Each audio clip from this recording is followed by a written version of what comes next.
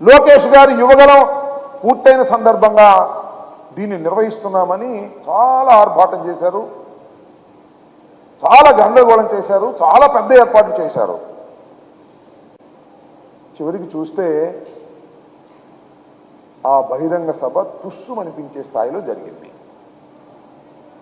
ఏంటంటే రాంబాబు గారు తుస్సుమనే స్థాయిలో జరిగింది, పెద్ద పెద్ద విజువల్స్ చూశారు కదా అని చాలామంది అనొచ్చు. నేను మనవి చేస్తున్నా, 6 లక్షల మంది వస్తారని ప్రచారం చేసుకుంటే ఎంతమంది వచ్చారు?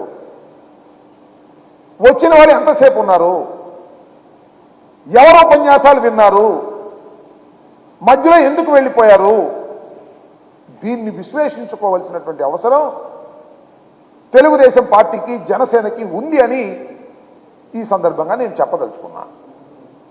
ఇంకో అంశం ఏమిటంటే,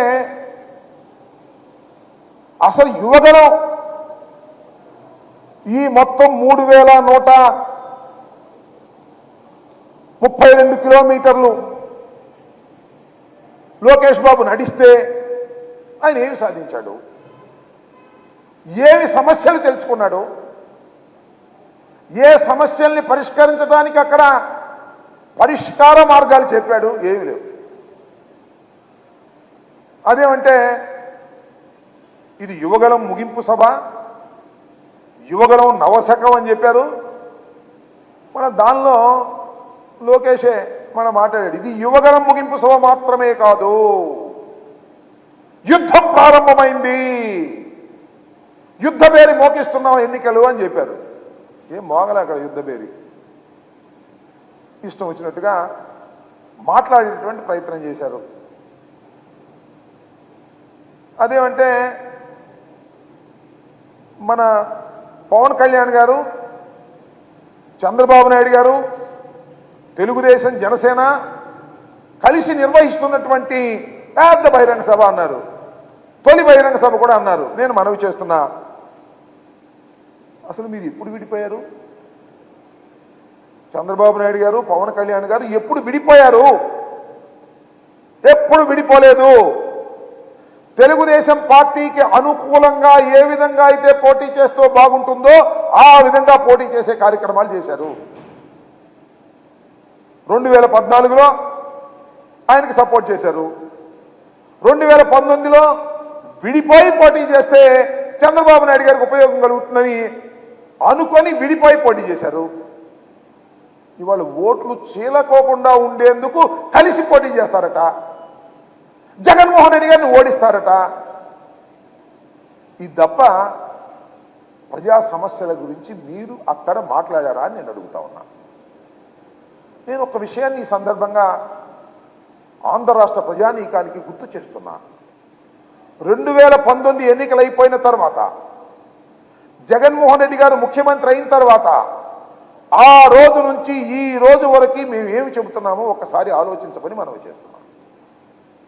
చంద్రబాబు, పవన్ కళ్యాణ్ కలిసే వస్తారు అని చెప్తున్నాం, కలిసే ఎన్నికల్లో పోటీ చేయబోతున్నారు అని చెప్తున్నాం. మేము కొత్తగా చెప్పినటువంటి అంశం కాదు ఇది. అక్కడ కొత్తగా ఆవిష్కరించబడినటువంటి విషయం కూడా అక్కడ కాదని మనం చేస్తున్నాం. వాళ్ళందరూ పోలేపల్లిలో కలిశాం, అద్భుతంగా కలిశాం, మేం కలిస్తే ఉమ్మడి ప్రభుత్వం వస్తుంది అనేటువంటి మాట మాట్లాడి వారి క్యాడర్ని నమ్మించడానికి ప్రయత్నం చేస్తున్నారు తప్ప ఏమీ కాదు అని మనం చేస్తున్నాం. అసలు నేను అడుగుతా ఉన్నా, మీరు కలిసే ఇంతకుముందు పోటీ చేశారు. చంద్రబాబు నాయుడు గారు మీరు కలిసిన తర్వాతే అధికారంలోకి వచ్చాడు. చంద్రబాబు నాయుడు గారితోనే అంటగాగారు, చంద్రబాబు నాయుడు గారితోనే పరిపాలన చేయించారు.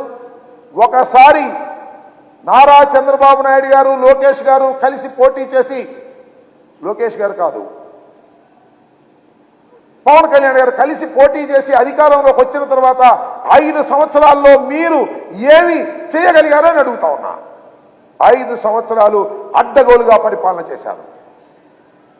పవన్ కళ్యాణ్ గారు సపోర్ట్ చేసినటువంటి తెలుగుదేశం పార్టీ అధికారంలోకి వస్తే 2014 నుంచి 2019 వరకు మీరు అతి దౌర్భాగ్యమైన పరిపాలన చేశారు. దానికి పవన్ కళ్యాణ్ గారు మీరు బాధ్యులు కాదా అని అడుగుతా ఉన్నా. ఆ రోజున చివరిలో ఏమన్నారు? నాకు చాలా ఆశ్చర్యం వేసింది. అసలు పవన్ కళ్యాణ్ గారు ఏం మాట్లాడతాడో విందామని అనుకున్నా నేను.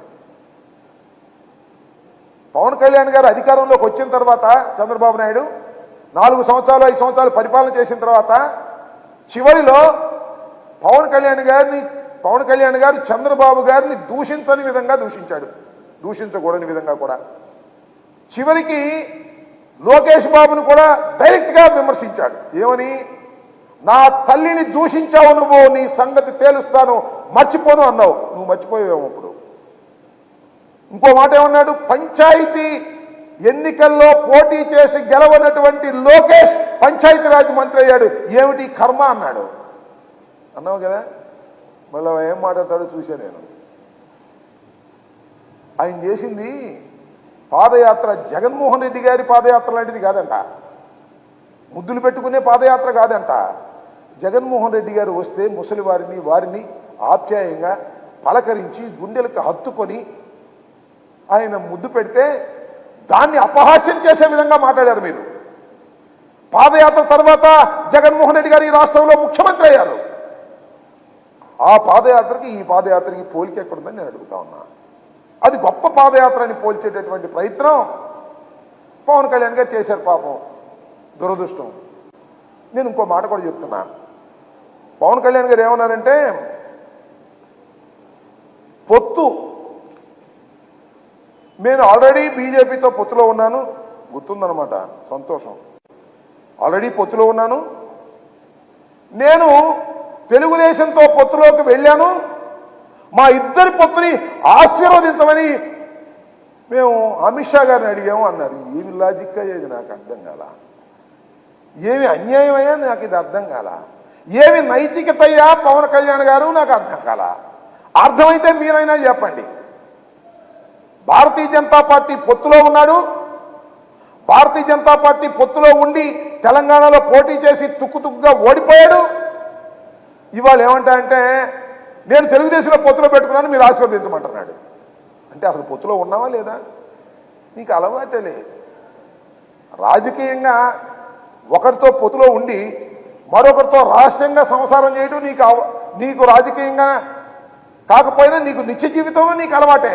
అదే పద్ధతుల్లో ఇవాళ ఇక్కడ బంధం కొట్టుకోకుండా అక్కడికి వెళ్ళి వాళ్ళతో బంధం పెట్టుకొని ఈ బంధం వారిని ఆశీర్వదించమని అడిగేటటువంటి దిగజారుడు రాజకీయాలు చేస్తున్నటువంటి వ్యక్తి ఇవాళ పవన్ కళ్యాణ్ గారని ఈ సందర్భంగా నేను మనవి చేస్తున్నాను.